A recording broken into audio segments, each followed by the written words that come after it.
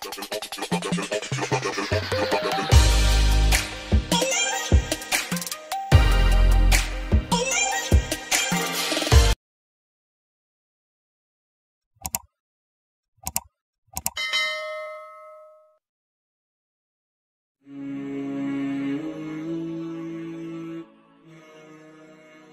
bin Yakdhon.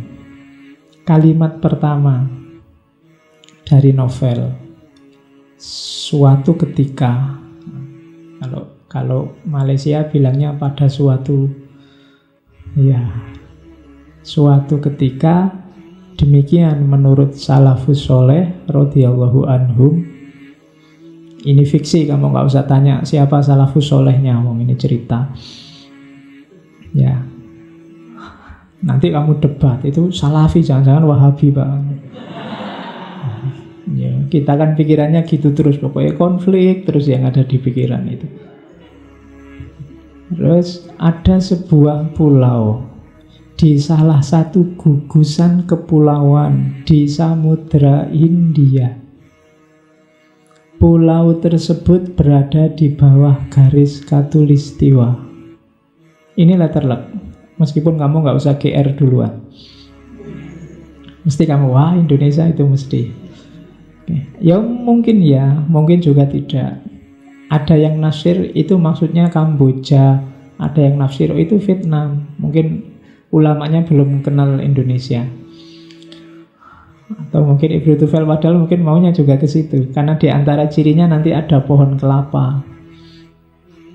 Ya kalau pohon kelapa kan, dan pohon pala. Ya, polo. Ngerti polo? Oke, di pulau tersebut lahir seorang manusia yang lahir dan besar tanpa ayah dan ibu. Ini debatable nanti. Ada yang bilang tanpa ayah dan ibu itu maksudnya setelah dilahirkan dia dibuang di situ. Ada versi yang bilang itu salah seorang anak bangsawan dari India. Ayahnya namanya Yakdhon, yang ini jatuh cinta sama adiknya raja. Cuma nggak disetujui, hubungan gelap, terus lahirlah anak, terus dibuang di hutan. Ada tafsir ekstrim. Itu enggak begitu maunya Ibnu Tufel itu. Ini anak ini memang asli anak alam. Jadi dengan komposisi tanah tertentu, udara tertentu, bibit tertentu, dia lahir sendiri dari tanah. Ada yang menafsirkan begitu. Ya terserah lah, wong fiksi aja kok. Anggap aja ada gitu kan juga ndak apa-apa, wong cuma fiksi. Intinya kan bukan itunya nanti, pesan yang mau dia sampaikan.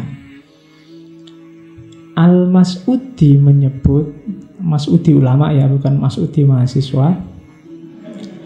Ya, ini kalimatnya memang begitu. Dia bilang Al-Mas'udi menyebut pulau tersebut dengan nama Pulau Wak-Wak.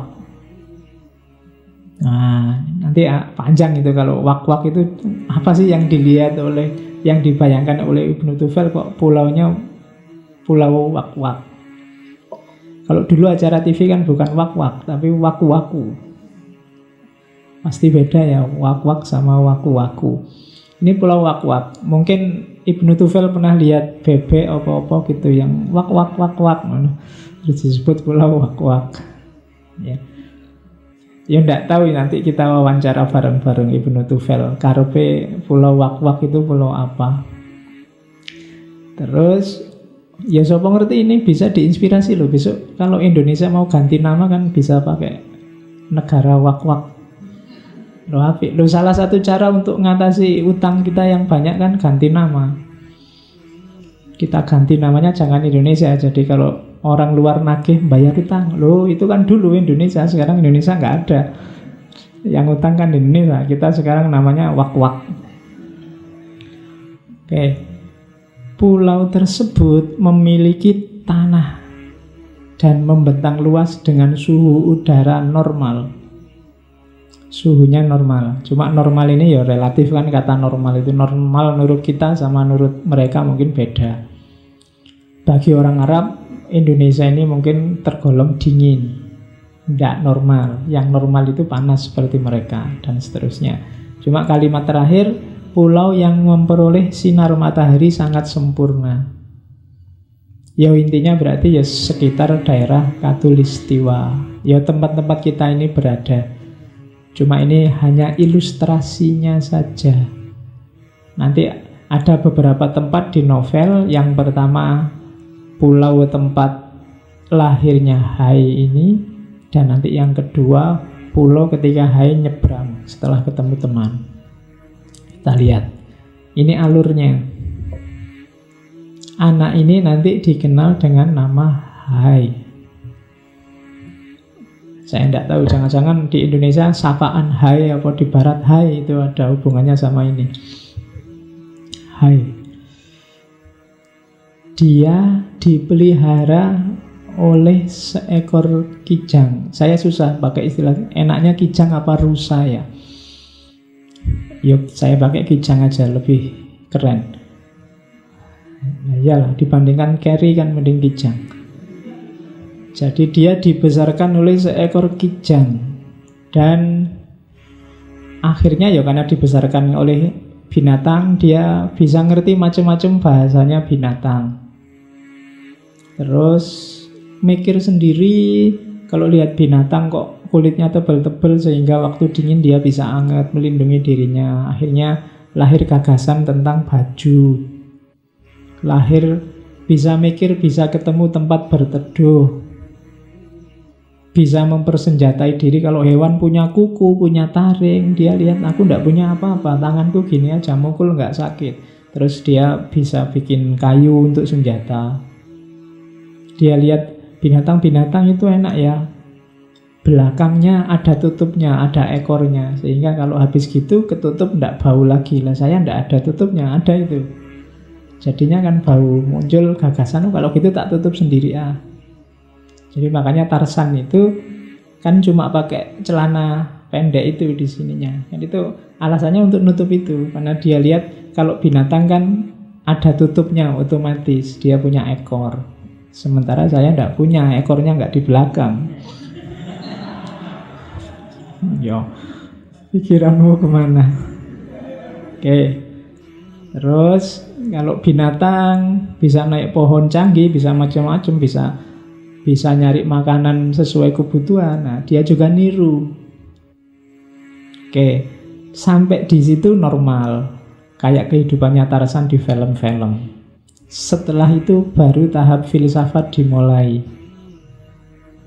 Ketika rusa, kijang yang ngasuh dia mati.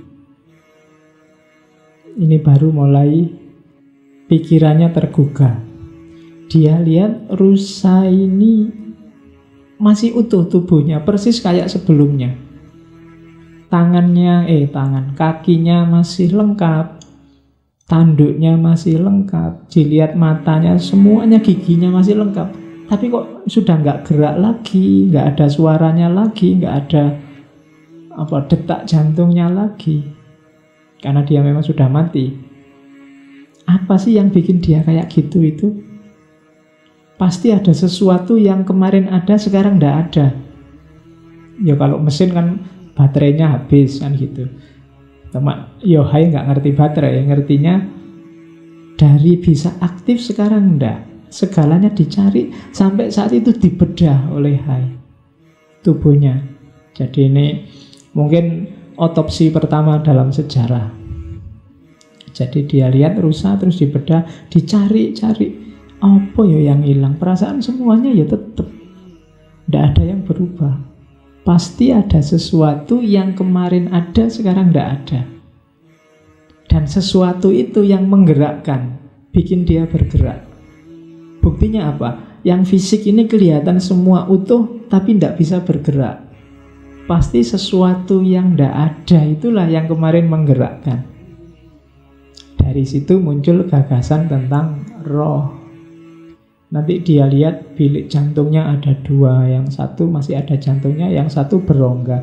Mungkin yang tidak ada itu ada di jantung yang sebelah sini ini. Nah itu akal, bertanya. Jadi barang siapa ingin jadi filosof, di antara syaratnya adalah harus selalu ingin tahu. Jangan gampang menerima apa saja yang kamu lihat sebagai normal. Selalu ada banyak hal yang bisa kamu pertanyakan, termasuk hidupmu sendiri, termasuk dirimu sendiri. Tanya aja, tidak ada yang sudah biasanya begitu. Pasti ada hal khusus yang bisa kamu tanyakan. Kamu bisa tanya, kenapa ya aku kok ikut ngaji malam ini? Bukankah enaknya tidur, nyimpen tenaga nanti malam nonton Champion? Apa sih manfaatnya ngaji buatku, kan gitu. Tanyakan dirimu, tidak ada yang nggak layak ditanyakan. Segalanya bisa layak ditanyakan. Kenapa malam ini aku kok makannya di warung itu ya? Apa karena memang sudah favorit? Apa karena memang gampangnya di situ? Apa karena memang itu namanya tanya?